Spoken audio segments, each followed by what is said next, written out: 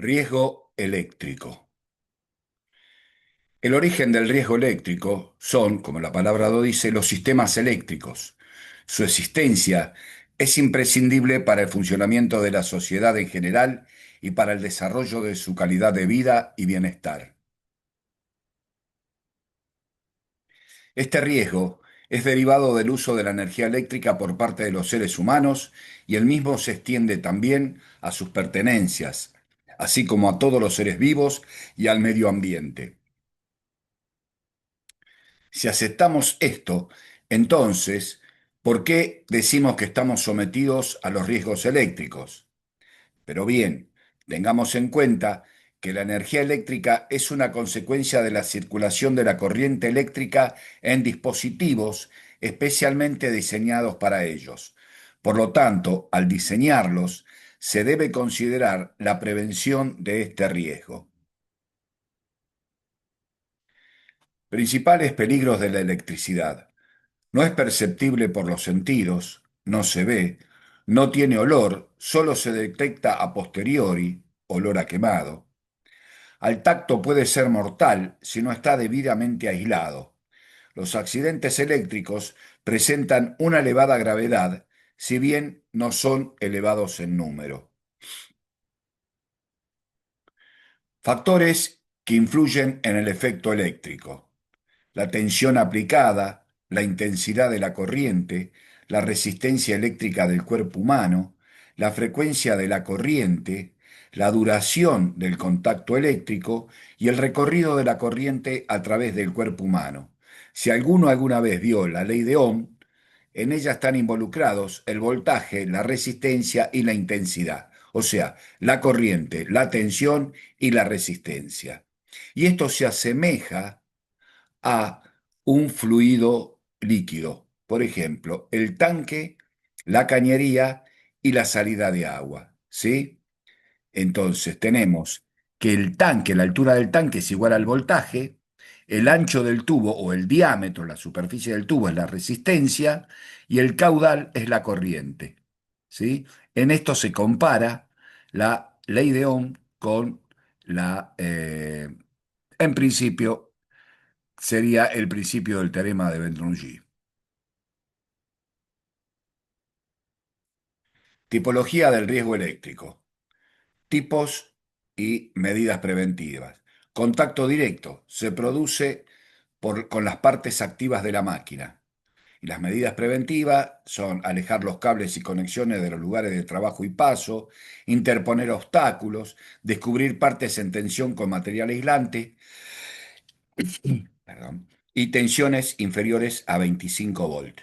Contacto directo se produce con masas que, que pueden estar en tensión, puesta a tierra, es la medida preventiva, y en interruptor diferencial. Efectos de la electricidad. Directos: el choque eléctrico, accidente de origen eléctrico, cualquiera sea su consecuencia, o electrocución, accidente mortal de origen eléctrico que afecta a las personas. Indirectos: incendio y explosiones que pueden afectar a las personas, instalaciones y o bienes. Cuando decimos las personas, también podemos decir seres vivos, por ejemplo, animales, ¿sí? Que pueden sufrir electrocución, choque eléctrico, o que son directos o indirectos, ¿sí? Como lo vimos recién. Efecto de la electricidad en las personas. Sin paso de corriente por el cuerpo, o sea, solo es el contacto. Quemaduras por arco eléctrico, proyecciones de partículas, etc. Lesiones oftalmológicas por arcos eléctricos, conjuntivitis, cegueras. Toda la conjuntivitis puede llegar a ser las soldaduras, ¿sí? La soldadura eléctrica. Incendio y explosiones, lesiones físicas secundarias por caídas, golpes, etc. Esto es evitable con los elementos de protección personal. Con paso de corriente por el cuerpo, tetanización muscular, o sea, quemadura, muerte por asfixia, quemaduras internas y externas, mortales o no, embolias por efecto electrolítico en la sangre, muerte por fibrilación ventricular es la causa del mayor número de muertes. Esta no siempre, si uno no está muy bien aislado con los elementos de protección personal, este, no siempre es evitable.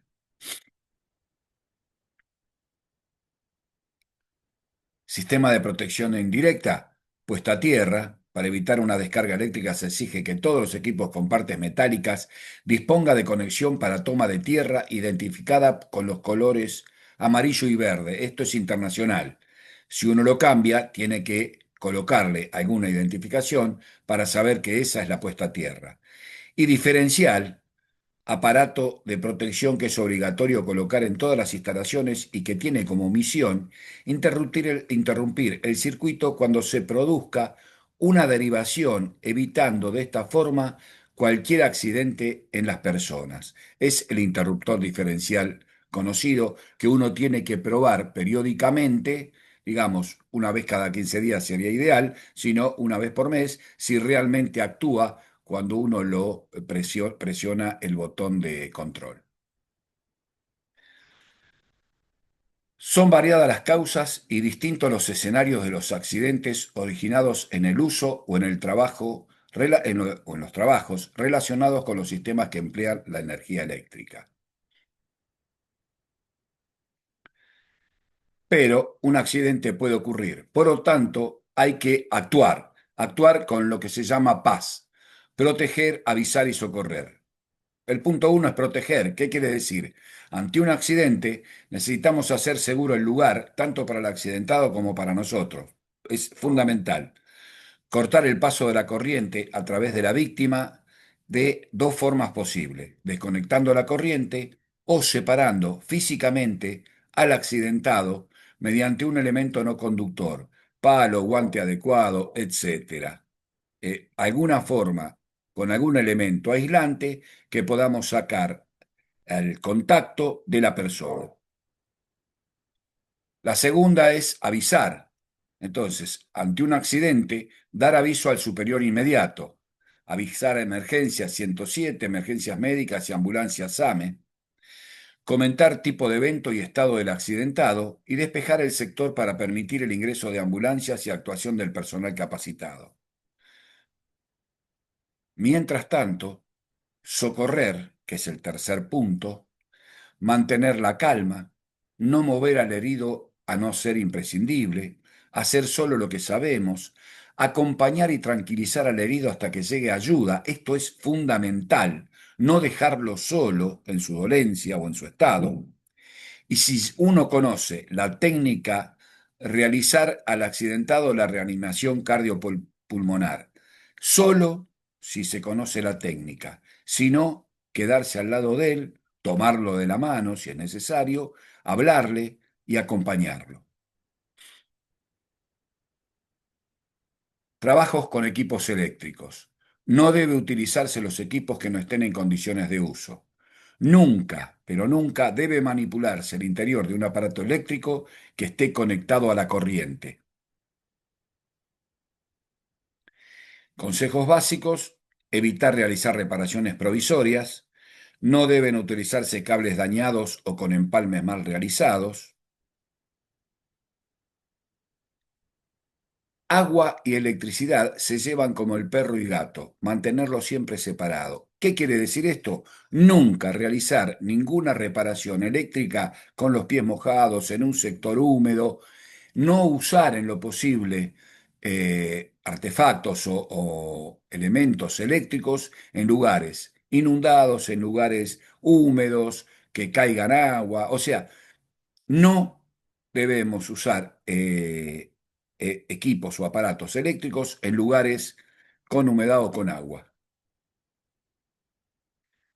Consejos básicos de seguridad: no limpiar o cambiar un accesorio o un aparato sin desconectarlo previamente. Esto lo dijimos antes, lo volvemos a decir, pero desconectarlo, desenchufarlo, cortar la tensión, lo que sea. Cambiar una lamparita, cortar la tensión. No ir, no, porque a ver, esto lo conozco, tengo experiencia. No. El primer descuido puede llegar a ser producto de un accidente. No utilices cables defectuosos, revisar los cables periódicamente, de las prolongaciones, de las máquinas, de los equipos, revisarlos. Para desconectar un equipo, tomar y tirar de la clavija, nunca del cable, nunca a distancia, siempre tomar el toma y tirar. No utilizar zapatillas para conexiones permanentes y utilizar aquellas que tengan toma de tierra. No utilizarlas de forma permanente. Tampoco sobrecargarlas. Esto no debe hacerse. No deben instalarse adaptadores en la base de toma de corriente, ya que existe el riesgo de sobrecargar excesivamente la instalación. Un recalentamiento puede producir un incendio, o sacar un equipo, poner un equipo en corto. Nunca hacer esto.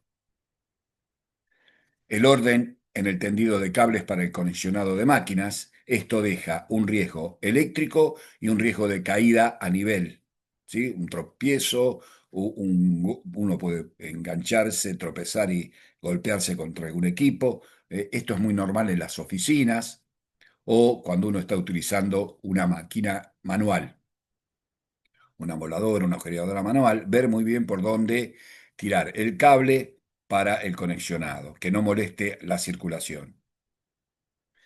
Los elementos de protección a utilizar para trabajar con electricidad de forma segura tienen que estar certificados bajo normas nacionales e internacionales, al igual que todo elemento. Pero, por ejemplo, un casco dieléctrico y la protección ocular o facial. Acá vemos un casco que tiene la protección ocular y facial, o facial, ¿no es cierto? La máscara facial, incorporados. El calzado de seguridad que debe ser dieléctrico, los guantes aislantes también dieléctricos, y donde puede haber proyecciones o proyecciones por cortocircuito en tableros o descargas eléctricas, usar ropa de trabajo de algodón o ignífuga, en lo posible ignífuga. ¿Por qué decimos de algodón? Porque en caso de alguna proyección que pueda prenderse, las que tienen algún producto sintético es más difícil de apagar y se incendian o se prenden fuego más fácil. La legislación argentina sobre trabajos con energía eléctrica se basa en la Ley Nacional de Higiene y Seguridad en el Trabajo, la 19.587, y su decreto reglamentario 351/79, que habla de la protección o los trabajos con energía eléctrica en el capítulo 14 del reglamento, de este decreto, ¿no? Complementados con las normativas técnicas de la Asociación Electrotécnica Argentina, AEA, y la resolución específica de la Superintendencia de Riesgo del Trabajo, SRT, la resolución 3068 del 2014, que adopta el reglamento de la AEA para la ejecución de trabajos en baja tensión, o sea, menor o igual a 1 kilowatt, a 1000 volt, ¿sí? Entonces, perdón, a 1 kilovolt, perdón, igual a 1000 volt. Quiere decir que en 380 o 220 es la tensión que nosotros estamos regulados por la SRT también. Muy bien, hasta acá esta charla. Les agradezco el tiempo y buenos días.